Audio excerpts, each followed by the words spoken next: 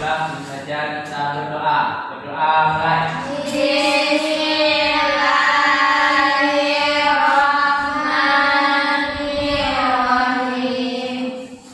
Berdoa selesai. Yang lain boleh dirapikan dulu tempat tidurnya. Baik.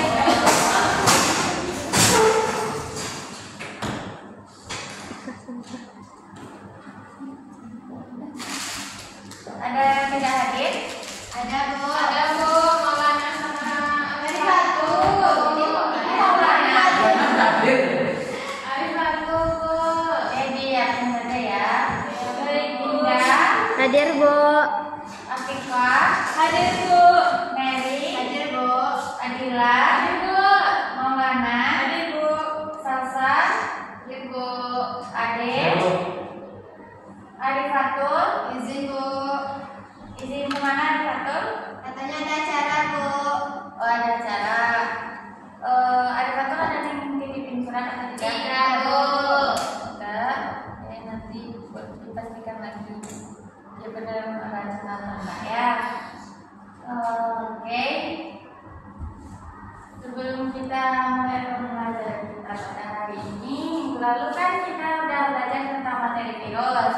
Nah, pada minggu ini kita masuk ke materi baru yaitu mengenai sistem reproduksi.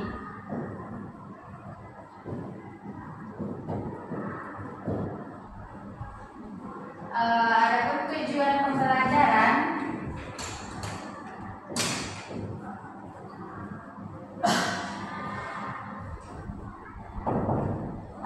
pembelajaran kita dari sistem reproduksi ini yaitu untuk mengetahui fungsi dari mengetahui organ-organ dari sistem reproduksi dan mengetahui fungsi dari organ-organ tersebut.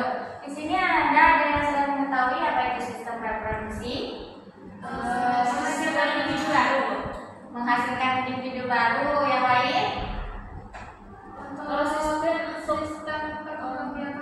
Sistem perkembangbiakan. Ada pendapat yang lain? Sistem kelamin apa ya? Sistem kelamin Bu.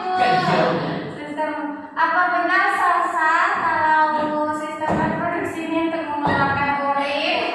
Nah, itu apa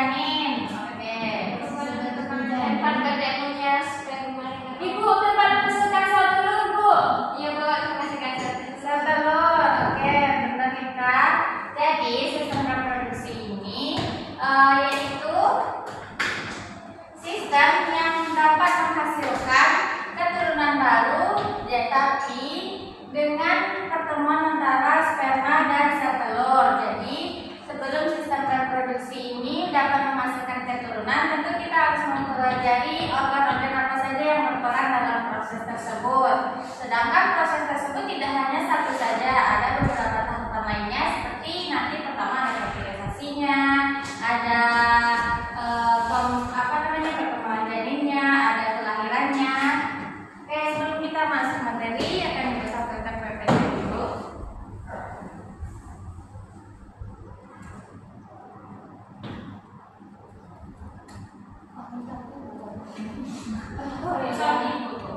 Suami ibu ya. Ternyata ibu sampai dengan Dinda. Nah,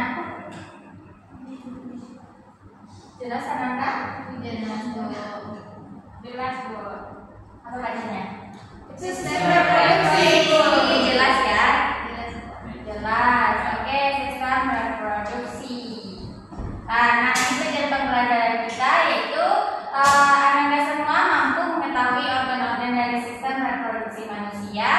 kemudian Anda semua mampu mengetahui fungsi dari organ-organ reproduksi manusia tersebut. Selanjutnya kita masuk ke apa itu sistem reproduksi. Tadi kan Anda semua sudah menyebutkan apa pemahaman mengenai sistem reproduksi tersebut. Nah, jadi sistem reproduksi itu adalah suatu rangkaian dan interaksi organ dan zat dalam organisme yang bertujuan untuk berkembang biak, kemudian mewariskan sifat-sifat induknya kepada keturunan berikutnya. Oke, maksud dari merupakan suatu rangkaian dan interaksi organ dan zat dalam organisme yang bertujuan untuk berkembang biak ini adalah interaksi antara organ-organ tersebut. Nanti kan organ sistem reproduksi ini memiliki beberapa organ. Nah, organ-organ tersebut saling berkaitan dan memiliki fungsinya masing-masing sehingga dapat terjadi proses reproduksi dan juga diimbangi oleh zat-zat seperti nanti ada hormon yang dihasilkan oleh sistem reproduksi ini untuk membantu perkembangbiakan dan menghasilkan individu baru. Oke. Juga dalam sistem reproduksi ini dapat mewariskan sifat-sifat induknya kepada keturunan berikutnya. Di sini ada pernah dengar nggak? Kok anaknya Anaknya mirip ya sama bapaknya? Anaknya mirip ya sama bapaknya. Ada nggak yang pernah dapat? Kok nggak mirip sama orang tuanya? Ada. Itu sebenarnya mirip ya, mungkin sama orang tuanya pas masih seumuran dengan Anda semua. Kan nggak mungkin disamain, kita baru 18 tahun, sedangkan orang kita udah umur 34. Nggak mungkin kan mirip. Paling nanti yang mirip itu dari senyumnya, fitur hidungnya, dan lain-lainnya. Bu, izin Bu. Silahkan Dinda. Nah, tentu kita juga tidak organ reproduksi manusia. Apakah organ reproduksi antara wanita dan pria sama? Tidak. Ya, berbeda kan? Dapat dilihat pada gambar. Ini adalah bentuk organ dari reproduksi wanita dan ini bentuk organ dari reproduksi pria. Nampak kan perbedaannya? Nampak Bu. Nah, oke. Pertama kita masuk ke organ reproduksi wanita. Organ reproduksi wanita. Nah, organ reproduksi wanita ini terdiri dari organ eksternal dan internal. Nah, apa yang dimaksud dengan organ eksternal atau organ internal ini? Organ eksternal ini dapat kita lihat dengan mata atau tampak dari luar, sedangkan organ yang internal ini adalah yang berada di dalam dan tidak dapat kita lihat secara langsung. Baik, kita masuk ke organnya. Nah, jelas adakah gambarnya? Jelas.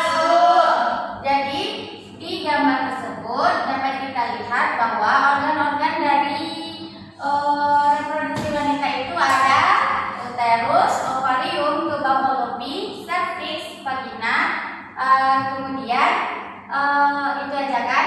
Jadi ada yang tahu yang mana yang dari di sini yang organ eksternalnya, organ reproduksinya wanita? Organ eksternal vagina. Oke, betul Adila. Jadi organ eksternal ini dapat meliputi vagina. Nah, itu kan secara keseluruhannya. Nanti di luar itu ada beberapa bagian kecil-kecil dari pembagian vaginanya yang merupakan juga organ eksternalnya reproduksi wanita. Yaitu diantaranya ada vulva, nanti yang terdapat di vagina ini ada klitoris, kemudian ada labia, mayora, dan minora.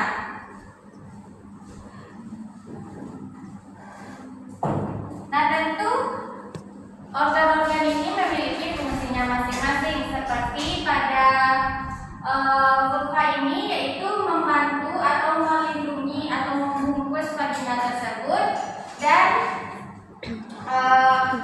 membungkus juga selaput klitoris ini. Kemudian itu saja ya bagian eksternalnya reproduksi wanita, kita masuk ke bagian internalnya. Oke, dari gambar di atas apa saja organ internalnya, Nanda? Ada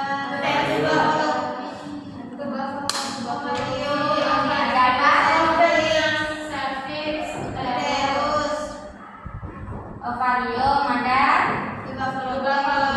fallopi, kemudian uterus, ada apa lagi?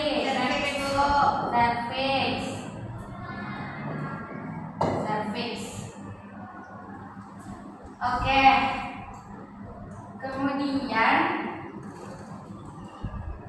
organ internal ini kan ada ovarium, tuba fallopi, uterus, dan cervix. Ada yang tahu? Bentar, Ibu kasih game sedikit ya. Baik, Gus.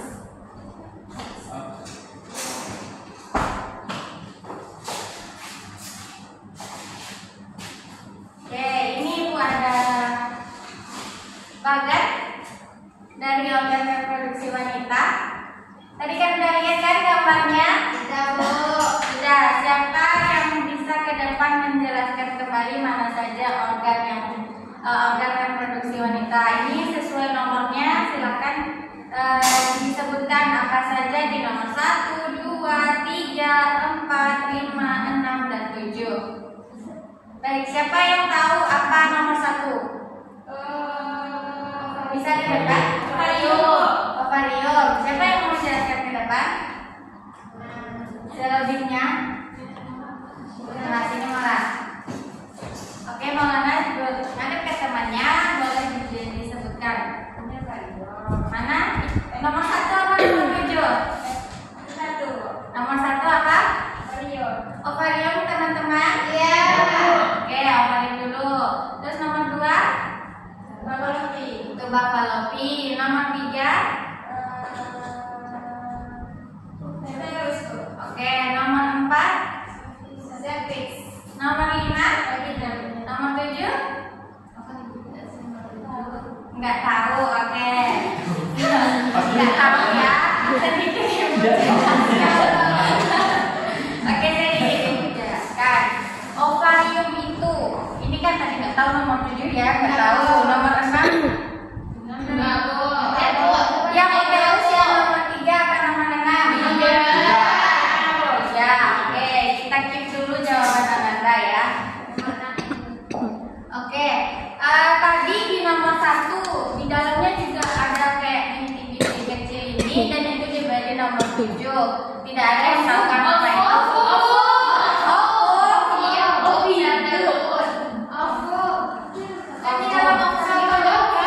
Iya, sel telur, betul Adila. Di dalam ovarium terdapat sel telur. Oke.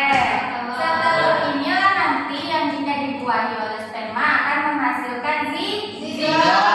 Dan lahirlah nanti setelah 9 bulan lahirlah bayi. Pintar. Oke, kita masuk ke apa tadi yang tidak diketahui tadi? Nomor 6. Jadi di nomor 6 ini semuanya adalah uterus atau ada yang tahu uterus itu apa? Uterus itu Tempat pertemuan. Ya.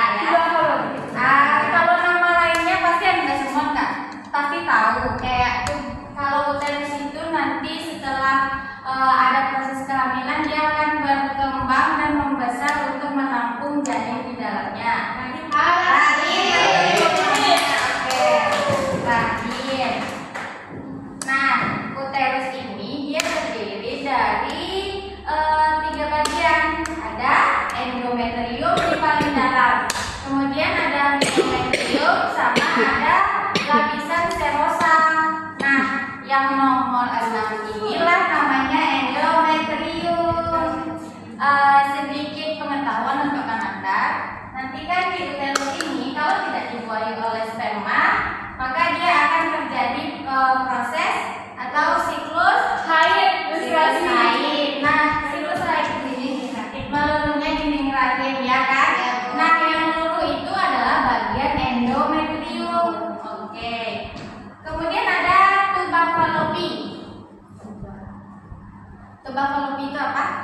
Tempat pertemuan sel telur dan sel sperma. Oke, kita rapikan dulu.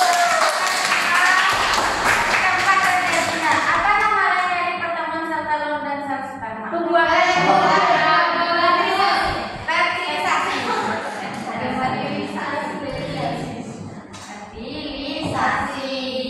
Oke. Kemudian ada serviks. Ada serviks. Ada yang tahu serviks itu apa? leher ibu. Nama penyakit itu namanya kalau ada biasanya kanker serviks ya. Apa namanya serviks ini? Mulut rahim bu. Mulut rahim atau leher rahim. Leher rahim. Nah, serviks ini nanti akan berfungsi, dia itu bersifat fleksibel ya. Saat kita ada proses kehamilan, ada janin di dalam rahim tersebut, maka serviks akan membentuk mencegah agar janin tersebut tetap di dalam rahim. Nah, nanti kalau udah dekat ke tanggal kelahiran, serviks akan membuka dan membantu mendorong janin untuk keluar dari rahim. Nah, sedikit pengetahuan untuk Ananda, kata Mola tadi serviks itu kan nama penyakit. Ya, pasti udah sering dengar namanya kanker serviks kan? Iya, Bu. Nah, kanker serviks itu berasal dari kista. Ya, semua kita punya kista di dekat serviks itu banyak malah, tapi ukurannya kecil-kecil. Nah, kalau ukurannya sudah membesar, nanti kista tersebut dapat menyebabkan kanker serviks. Oke, kanker serviks. Oke. Kan tadi kita ada bahas siklus menstruasi kan. Siklus menstruasi ini juga telah dijelaskan dalam Al-Quran, yaitu apa namanya, kalau kita itu di dalam Islam kita kan dianjurkan untuk mandi wajib dan tidak boleh sholat. Karena itu merupakan darah kotor dan kita diwajibkan untuk bersuci setelah mengalami siklus haid. Kemudian sedikit pengamatan lagi untuk Ananda. Nanti kan di sistem reproduksi ini kita punya beberapa proses kan tujuannya tadi untuk menghasilkan individu baru kan, atau melakukan proses perkembangbiakan. Nah, nanti proses ini akan ada seperti fertilisasi dan masa kehamilan dan ada kelahiran. Nah, nanti di sini saling berhubungan. Itu akan kita jelaskan di materi selanjutnya. Selanjutnya ada yang ingin ditanyakan, Ananda? Tidak. Yakin apakah sudah paham? Sudah paham. Ada yang bisa menjelaskan kembali? Tidak usah dijelaskan, itu kasih tulis sedikit ya. Nah,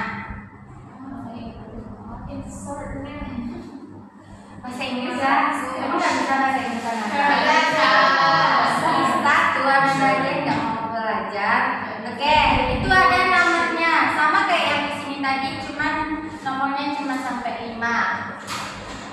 Sekarang ibu balik pertanyaannya. Yang endometrium ditunjukkan oleh nomor berapa? Angkat tangan. Siapa yang jawab? 4. Oke. Tepuk tangan untuk selanjutnya bijak dulu ya, angkat tangan. Untuk nomor 2 dan 5 siapa yang tahu? Mary. Apa Mary? Mary apa? Sasa. Oh, paling nomor 2 kurang 5 Regina. Oke. Tepuk tangan untuk selanjutnya. Nomor berapa lagi? Kalau yang tuberkulosis nomor berapa?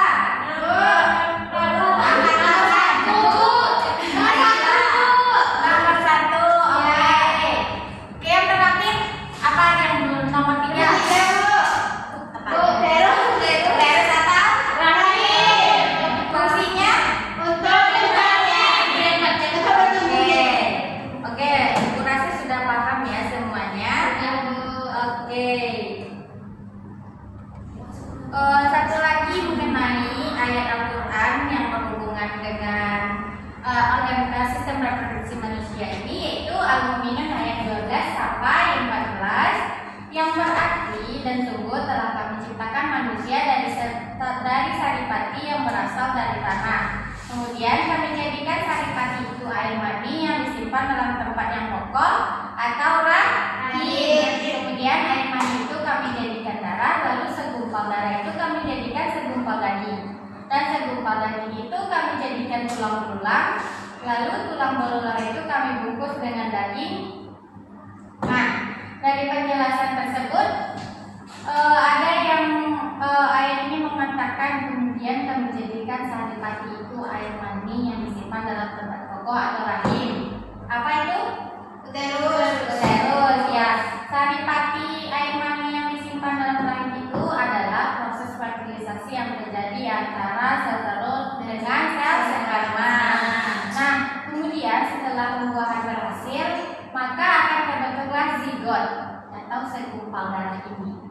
Ya, kemudian kami jadikan segumpal daging dan segumpal daging itu kami jadikan tulang belulang. Maka zigot tadi semakin hari setiap bulan akan bertumbuh dan menjadi berbentuk seperti bayi dan kami bungkus dengan daging. Maksudnya kami bungkus dengan daging itu kayak kan dia berada di dalam perut ibu kita kan, kalau kita masih bayi itu, dan kami bungkus dengan daging. Oke. Mungkin karena kita terlalu waktu, sampai sini saja materi kita pada hari ini. Oke, siapa yang dapat menyimpulkan? Salsa, silakan ke depan Salsa. Iya harus. Nanti kasih reward. Nilai plus. Oke, dijelaskan ke teman-temannya.